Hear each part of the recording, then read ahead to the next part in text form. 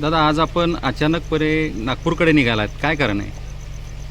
आता कळालं की तिथल्या आंदोलकांना काही त्रास होतोय. शेतकरी सगळा नागपूरला बसला जाऊन आणि ज्यावेळेस अटीतटीची वेळ असते त्यावेळेस आपण आपल्या शेतकरी मायबापांसाठी सगळ्यांनी सहकार्य केलं पाहिजे.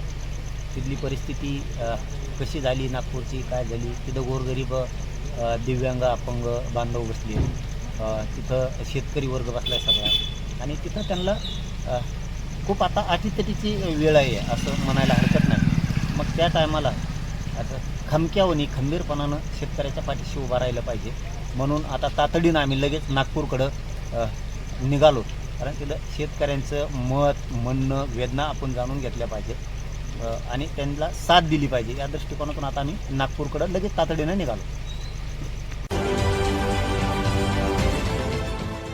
देश विदेशातील प्रत्येक घडामोडींचे लाईव्ह अपडेट मिळवण्यासाठी आता साम टीव्हीच्या सर्व सोशल मीडिया प्लॅटफॉर्मला लाईक, फॉलो आणि सबस्क्राईब करा.